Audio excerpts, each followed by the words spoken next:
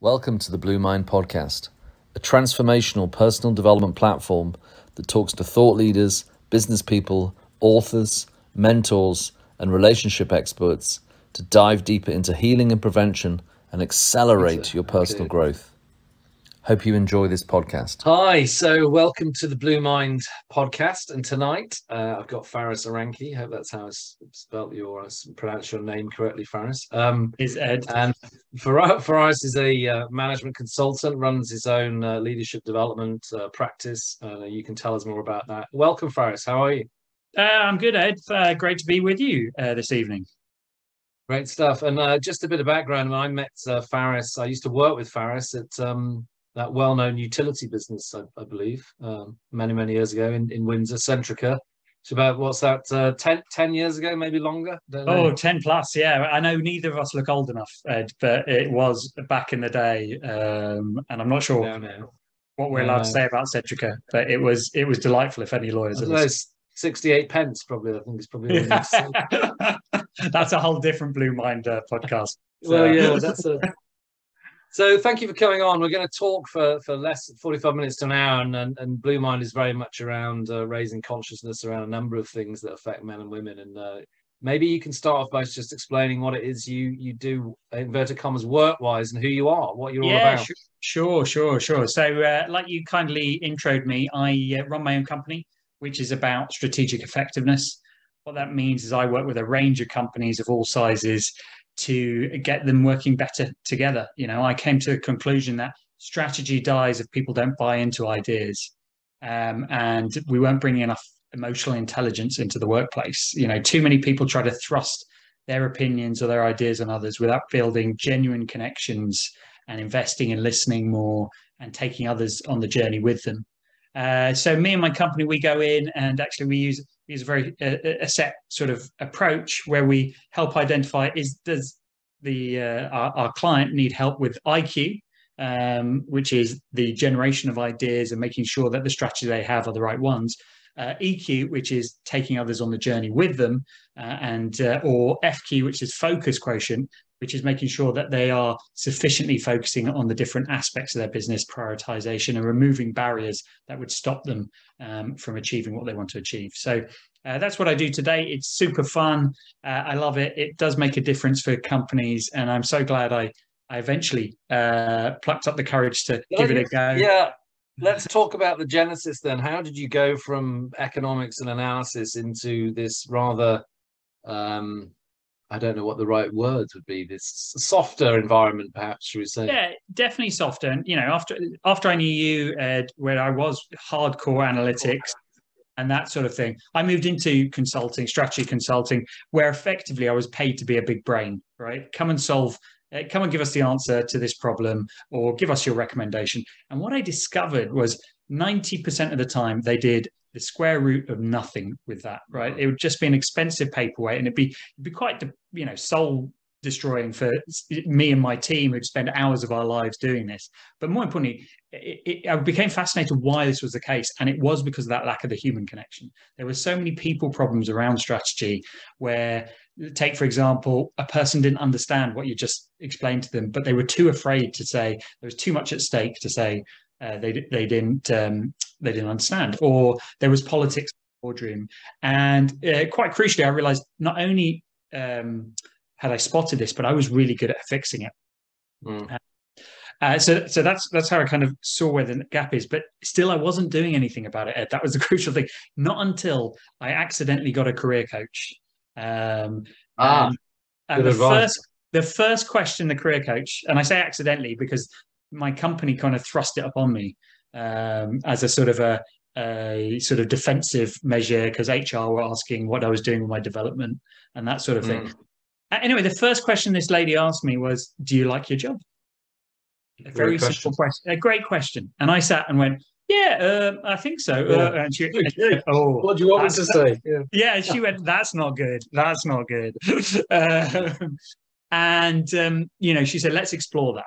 And so we explored it, and over a series of conversations, it became really clear that I was bored by my job, wasn't really enjoying it or giving it my all. But actually, I liked the people around me, and that was the main anchor. But I was late 30s. How depressing to think I might have another 25, 30 years of career and do something that I was bored at. Yeah. Because there were some nice people who might move on, right? Yeah. So she helped me understand my emotions, my feelings around that, and B, start exploring, well, what do I want to do? Which is sounds like a simple question, but incredibly tough to think, what is your dream job? What would you really like to do? Yeah, very interesting. I was just trying to think. There's a well-known celebrity who was interviewed again. You'll see him on social media, but he was basically saying that his father was let go, made redundant at 60 from a company that he'd worked for as an accountant for. Okay, he'll come to me later, for his entire career, and was just kicked into the grass. And I'm thinking Steve Jobs, but I don't think it was. But it was basically, you may as well do something you love rather than do something you hate and still end up unhappy at the end of it. It comes back to, I mean, there's a lot of complex issues around career, why we stay in careers, why we're culturally, economically sort of forced into careers from university and school, and this whole dilemma of what people really want to do, what their purpose is, what they're good at. And a bit like you, I found self-employment at 40 on the back of a redundancy. So it was very much trying to think about things, and I think there'll be people watching that want to set their own business or who are on that self-employment journey. So we'll touch on that in a minute.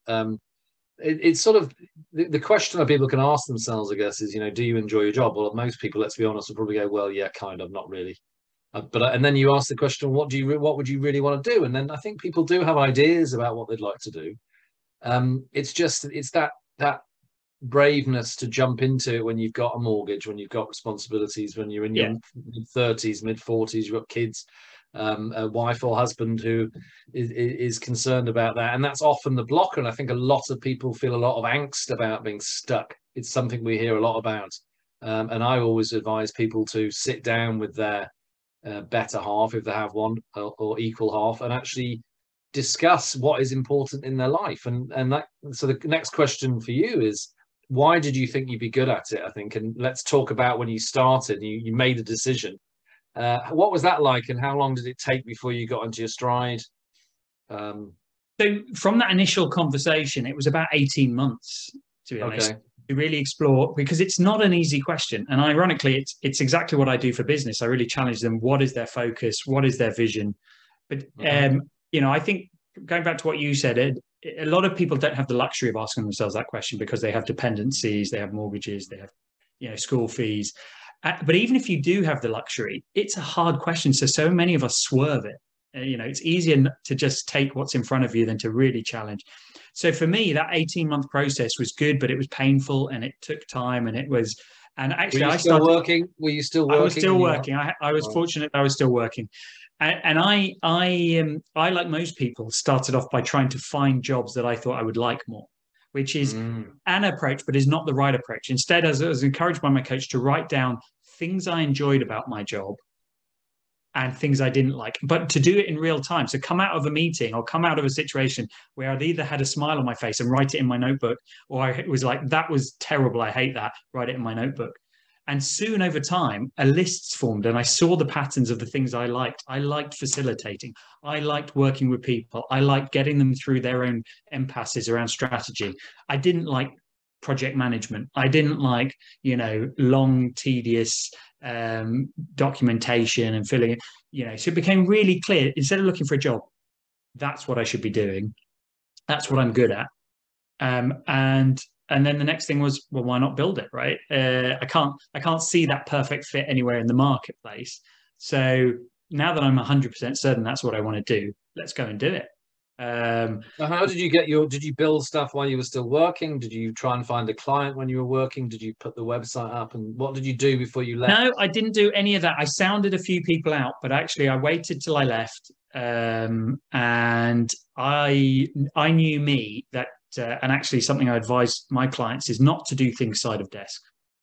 I knew I needed to be fully committed, and I needed to have a precipice under me to kind of fuel me to really give it a go and give it my best effort. So I quit my job. I left my job. That was behind me, and I spent 1 month working out what the hell I was going to do. And in that time, building a website, thinking up my own strategy and game plan, and then I just got going. Did you know you were going to leave at that date, or did you just get to the point where you thought, you know what, I've either got to get off the pot here or not at all, and stop procrastinating? It was a bit. It was a bit of A and a bit of B. It was, reached a point and found an exit, and then got going on my own thing. But yeah. And 18 months, that was what, 18 months ago? Was that? It was 18 months of thinking about it, and then that was 18 months of thinking about it, and then I set up the firm 3 years ago. So smart people who are doing the maths out there will realize that was 6 months before COVID came along. So my first year, you're just getting started. Yeah, just getting started, and then everything fell. No furlough, no pay. What have I done? Yes, I can imagine. So just on the self-employment, setting up a business, a startup, self-employed, what three things would you say to people who are considering it? And then I want to talk about when you're in it, either mid-COVID or now. Talk a little bit about your own personal struggles with running a business. So if you can start with things to think about. You've mentioned a couple already, but I've mentioned a couple, right? But whenever you make the decision, right, whatever you're doing, throw yourself wholeheartedly into it and just get going. I'm a strategist, but you can strategize to ad infinitum. You've just got to get out there, test, learn, and feedback, right? So get yourself out there and definitely test and learn are two of my big things.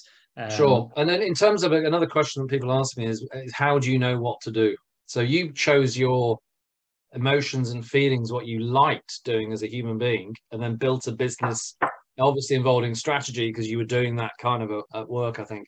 But it was very much around the facilitation, the human interaction, the finding growth catalysts, breakthrough moments, if you like. It was getting people to sit in a room and realize the stuff they didn't know, which is a very sort of analytical brain, really, when you think about it. So okay, and then moving on to now you're in it. Talk about how you are, where you are now compared to where you thought you'd be 3 years or 4 years and a half ago. So the way I describe it is I'm on a roller coaster where the highs are higher, the lows are lower, but generally the average happiness is more than I was previously. Okay.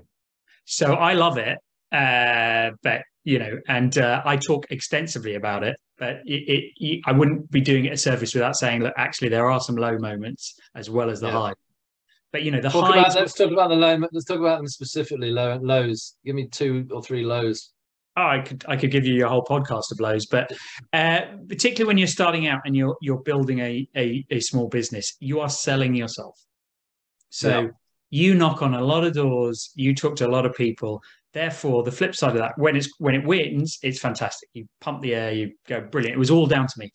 But how many rejections, how many no's do you get along the way can just take the wind out of your sails? And I'm not just talking about the white people, and it ranges from people who never reply to your emails or your phone calls to those who will reply, will say, yeah, that sounds really great. And then you'll never hear from them again. Or those, even I've had to the point where people have requested proposals, detailed, like how will you work? And then they completely disappear. In fact, I had one and the guy reappeared 2 years later and he said, oh yeah, I took your proposal and we tried to do it ourselves. And I was like, do you know how gut-wrenching that is? Yeah. So well, I guess you learn there are different. How have you built resilience then? Why do you not give up when other people might? What's in your makeup? Well, apart from a blusher and a I've learnt a lot of techniques. I've learned a lot about myself in the last 3 years. But even before that, I've learned a lot of techniques that help me through. That just help me reframe, put perspective. And actually, I use a lot of the techniques that I use with teams. I do pre-mortems on myself.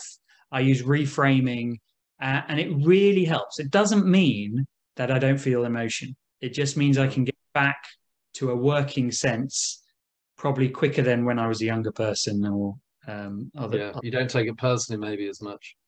I don't take it personally. I still, it's hard not to, right? It's hard not to, but yeah, you learn to get through it and say, look, actually, and do you know what? By the 100th no, it becomes a lot easier. Well, after the final no comes a yes, which is a great phrase that which I think is wonderful for business people. I mean, who do you sound off to? If you're struggling, you're having a bad day, bad week, bad month, and all those anxieties of being self-employed. How do you manage that? Who do you talk to? So I talk to my family, big outlets, big people for me. But another big outlet is I created a little network of other people facing the same challenges. I call them the Solopreneurs Club, and it was I kind Brilliant. of stumbled into it by accident. I initially found one friend to have coffee with on a Friday who was building her coaching business, Yeah. and we were just working on completely different things, but we just stop and vent and share experiences and say, look, have you done this before? How did you get through it? And then I found a second Wonderful. friend, and I'd meet with them on a Thursday, then a third, then a fourth. And before I knew 30 people building small businesses. And you create a Amazing. little tribe and you lean on each other. And it's been amazing. We'll put some details of that later. Is it London based or is it nationwide? Is it online, physical? No, well, it's a virtual. So we it is nationwide. In fact, we've got some international people. We recommend reach out. We've got WhatsApp groups. We got Zoom meetings, Brilliant. but you have individuals meet up in pairs to share experiences and stuff. So yeah, it's Great. totally. Yeah, it sounds really good. Sounds really good. So here you are now, happy as Larry, cruising into your fourth year, I think, roughly.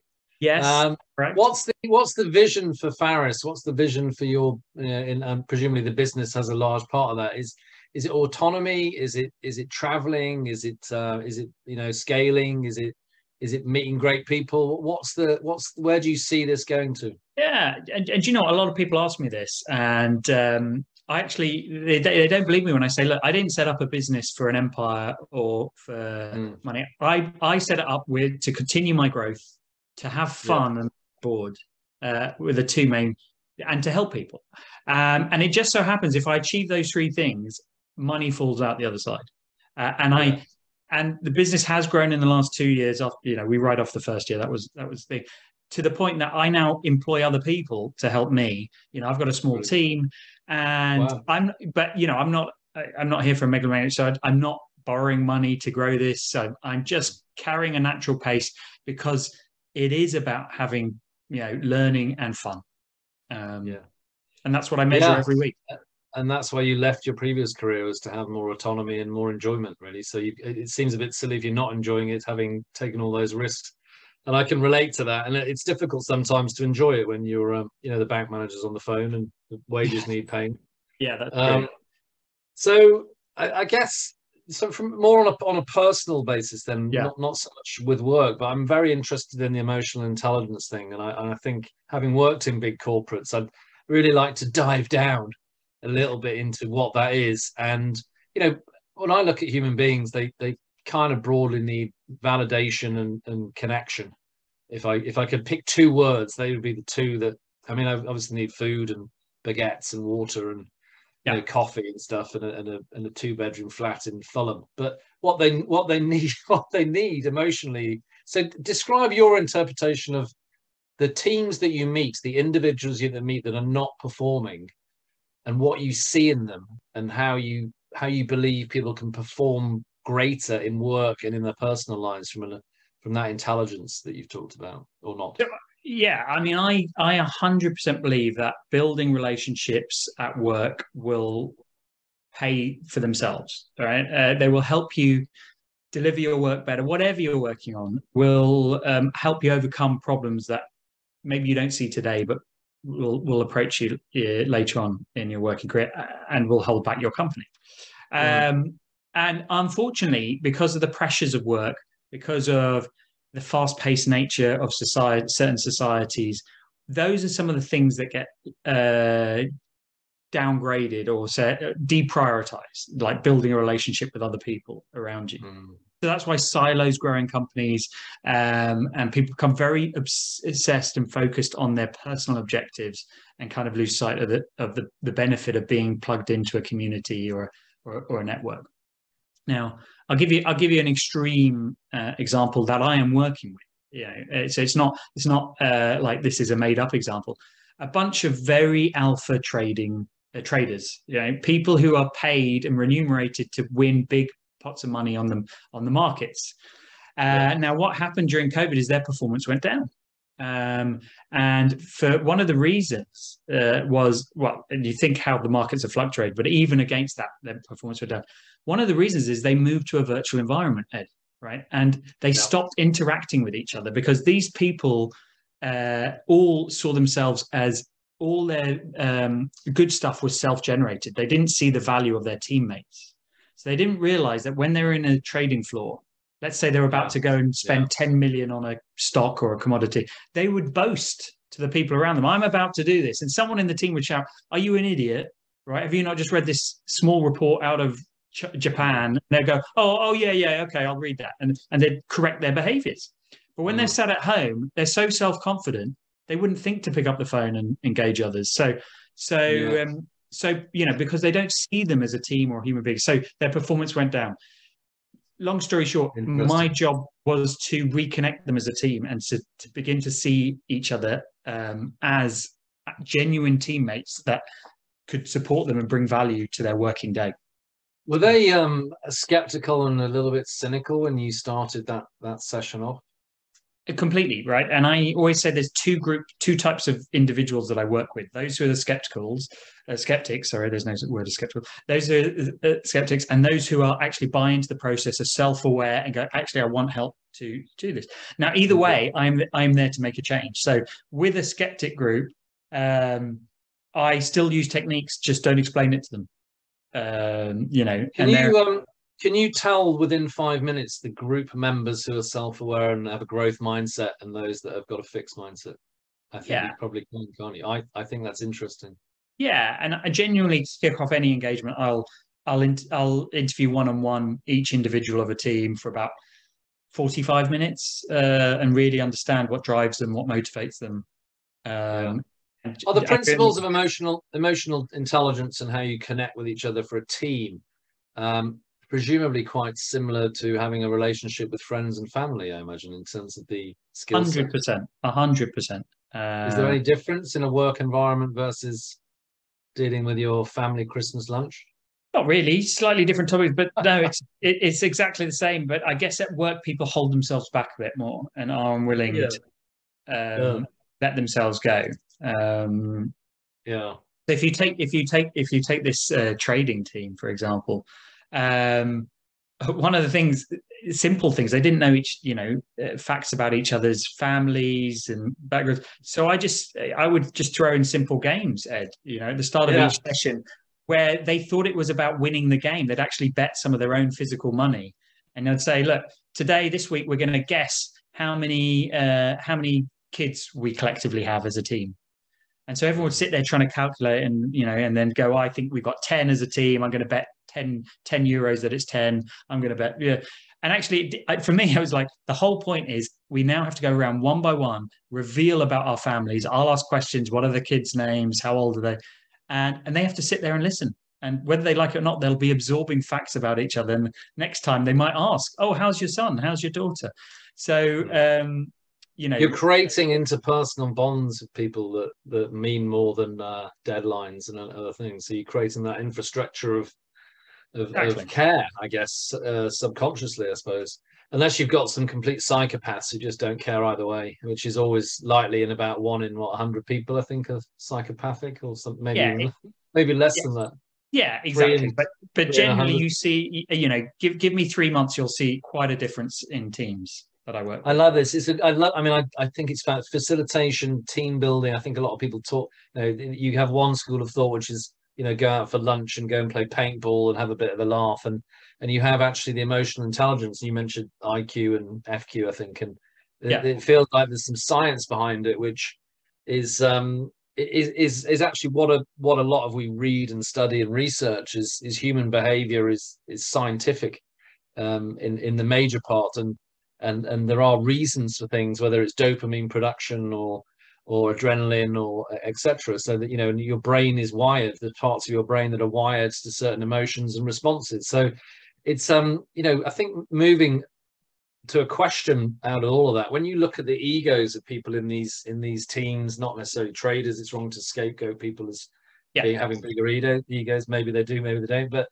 the mask that people wear when they go into, at what point it's interesting because, you know, I think to really get to know people, you have to be transparent and vulnerable and authentic and honest. And I was talking to Steve Phillip, who you might know is the guy that's involved in the Jordan Legacy Suicide Foundation. He's very involved with Mike McCarthy. You might have seen him on LinkedIn. And he was saying that he's doing now a lot of team building, going into London firms, particularly big firms, solicitors, banks, and talking about suicide, which is the conversation he wants to have. And one thing that he posted a week ago about just how vulnerable this leading law firm was, and people opened up completely to discussing feelings of their own overwhelm and suicidal thoughts, which, you know, 8% of all women and 5% of all men have considered, have tried to kill themselves in the UK, which is, I only learned this today because I'm doing a course,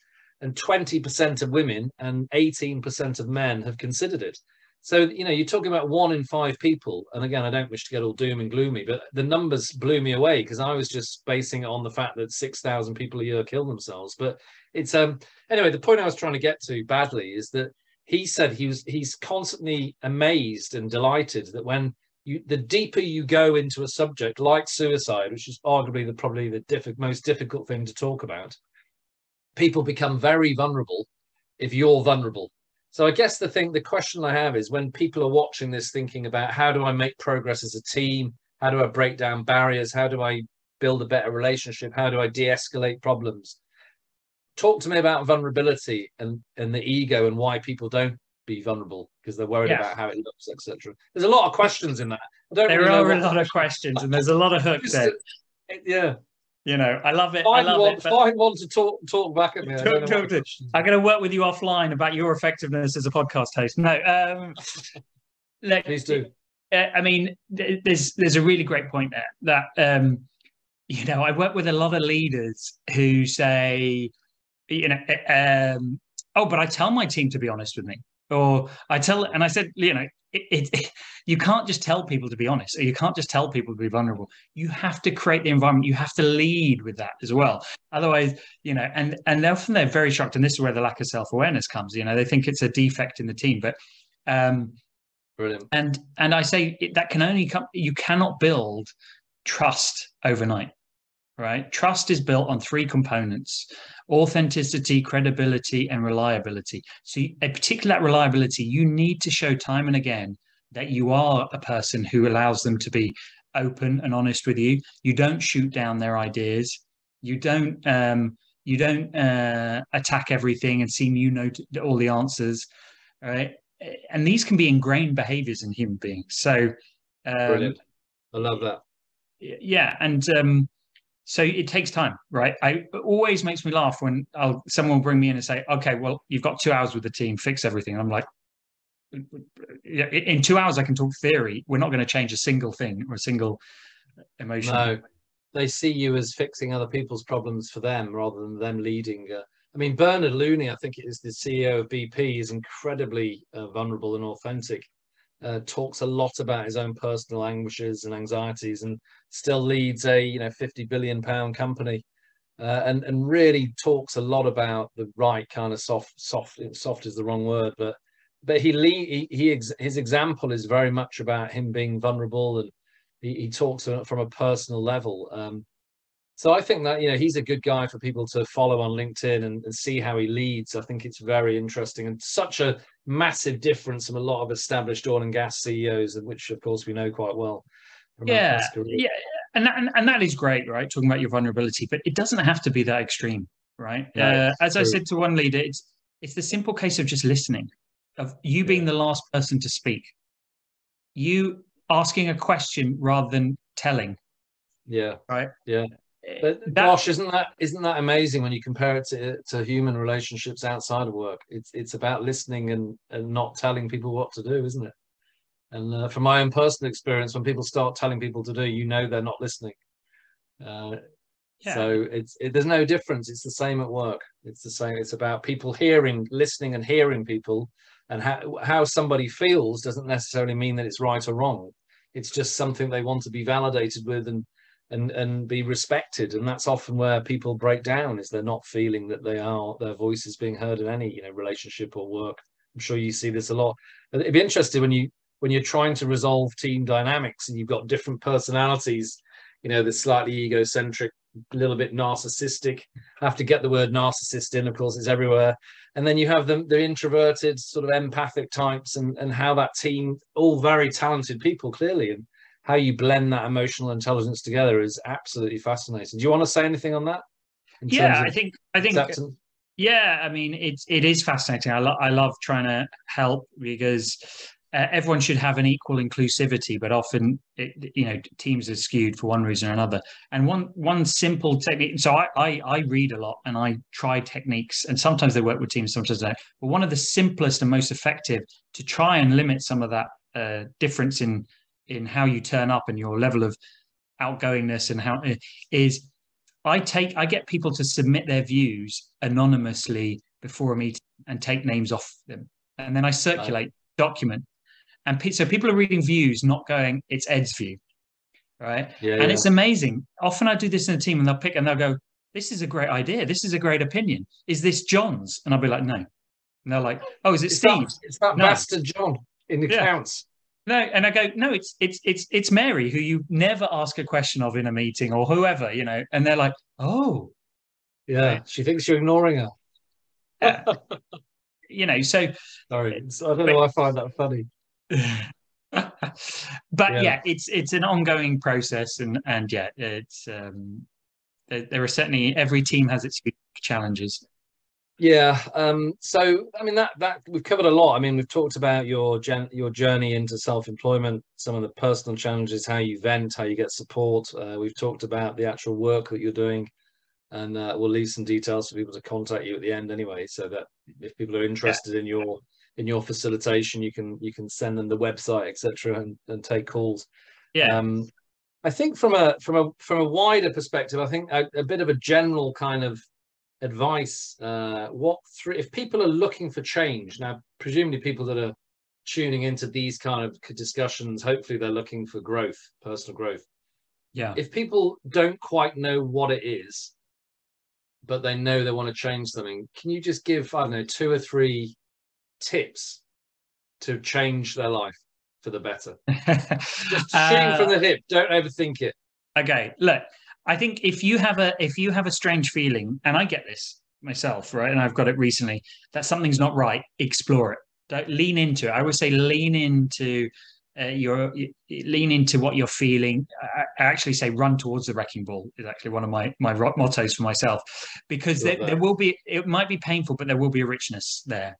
And that pain is, let's call it discomfort, is very real. And that's why most people resist change. Okay. You cannot avoid discomfort in change. It is one of the key components. Great answer. So how do you run towards discomfort? You're sitting in discomfort. Do you take time on your own to explore it? Do you meditate? Do you get advice? Do you get counseling? So this is where knowing yourself. I would suggest, I mean, however you tend to deal with change, but I would suggest having a good support network is key, right? To both explain what you're feeling, but also to hear other opinions, because you can often, if you're just hearing your own voice, it can be a bit of an echo chamber, and it might not be helpful. And that can take any form, right? You could have a close friend, you could have a therapist, you could just go on podcasts like this and talk about stuff that you maybe, because nobody's listening to you, it's a nice chance to articulate. I'm not saying that's what I do. Well, yeah, maybe that's why I'm doing it. So whatever it is, I would suggest get feedback. So feedback loops, trusted feedback loops. Okay, it doesn't matter where they come from. Number 2.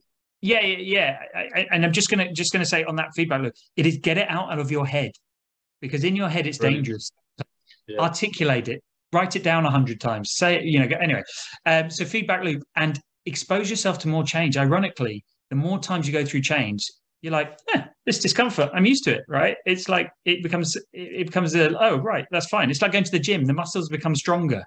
So actually I experiment with small inconsequential things about change, like start brushing your teeth with the other hand. Right. It's a stupid activity, but it will take you through the same change curve, bizarrely. right? Fantastic tips. Fantastic tips. Throw yourself into new outlooks, new people, new groups. I mean, there's so many apps and abilities to try new stuff in all over the country and the world. It's not difficult to change your life physically, if you're brave enough. And you meeting new people is a fantastic way to challenge what you think is correct. And I love the idea about asking for more. It's not something I'm very good at, asking for feedback about concerns. If emotionally I'm upset or feeling something, I'm quite good now at talking about that to trusted people. But when I have things that are maybe more long term, like whether to take a job or move to a different country or get married again, or am I a good dad? The questions that are maybe a bit more present every day. I tend to believe that it's down to me, so I have to go and no one's coming to save me, so I've got to fix this stuff. And maybe that's a male thing. I don't know what it is. I think when I feel emotional, I think I now know I need to talk. But with things that maybe need a bit more strategic thought, I personally am not good at saying to you, Faris. And maybe I do need a coach. Maybe I do need some coaching. I think why not? I think why are people afraid of it? It's an investment, but actually it's no more expensive an hour than it probably is having a nice meal with your family. So I mean, it's probably less than that, in fact. So I think coaching is but they've got to be good coaches, and I think good coaches are people that have done it. They've got a track record. They've got references. They've worked for themselves. They've got the scars, and you trust their judgment, because frankly, anyone can do a coursing manual and say I'm a coach. So reference is super important. I think we did 3 there. Is there anything else you want to add, giving some advice to people who are doubtful, should we say, or want to start their own business? I think you've given some really helpful points. Anything else in terms of resilience? Find, surround yourself with people, throw yourself into situations, and find little hacks, little things that will give you just like a little boost when things are really tough. And it can be something stupid, drinking from your favorite mug, singing a song, right? Those are like what I call, if you ever used to play video games, driving games, those are your nitros that sometimes you just need to throw in to get yourself back on the straight and narrow. And the more you know about yourself, what those things are, the better. Yeah, great. And another question, I'm just looking at the time, we've got another 5 minutes, I'm going to use it. Okay. Can you say, from again a bit more personal, could you say, was there a Kensho moment in your life, which basically means something suddenly impacting you that has taken you on a direction that you never would have dreamt of at 20 or 30, or has it been a gradual shift to change, do you think? I still talk, yes, I would say, but not necessarily a moment. The most pivotal year of my life, Ed, was my year out before university, where I went to live in a little village in Nepal teaching English. I went in thinking it would be easy and sort of full of arrogance and Western views. I got so humbled across so many dimensions, physically, emotionally, mentally, socially. I came back quite a different person, and I attribute a lot of where I am today. But that's an extreme way to do it. And looking back, if I'd known the experience I would go through, I might have, not have been so eager to do it. But it was amazing. Do you think that's why some people have a more relative sort of balance of emotion? Maybe they see gratitude in different ways, because I generally feel a lot of people are on this ladder trying to emulate what they think they should be doing. They call it the rat race, etc. And I think a lot of people are stuck in it because they don't have any relative sense of gratitude. And I do think, I've traveled extensively, it sounds like you have. It's an absolute cliche to say, yeah, you should go to Africa and see the starving kids and you'll be happier. I happen to believe that. But how do you stop people? How do you address someone who's caught up in this constant search for consumerism and material things, to the point where they're not? And we hear a lot of guys who say, I'm just on this 9 to 5, accumulate, paying for bills I don't want to pay. And how do you address that? If you're listening to this and you've got a nice big house and a big mortgage and a great job and 5 holidays a year and kids in private school, but you don't want that life, what do you do about it? Well, you've got to be honest. Yeah. Do a Leonard Rossiter. No, you've just. I mean, it starts with being honest with yourself. And you know, first of all, there's never a problem that you're never the first person to have a problem in the world, right? True. So there will be other people who can help you through that situation. But certainly exposing yourself to more and varied things is part of the key for me. And it doesn't have to be go to Africa, right? You know, when I sold my flat and became a renter, I decided to rent in different parts of London as a different experience because I didn't know what I didn't know. I didn't, you know, and I was like, I can learn so many things. But so many people did, you know, thought I was crazy. They're like, why would you do that? That's so much effort. I was like, yeah, but I'll meet new communities. I'll meet new people. Yeah, I'll have to pack boxes every, but you know, it's a small price to pay. So, so yeah, expose yourself to more things.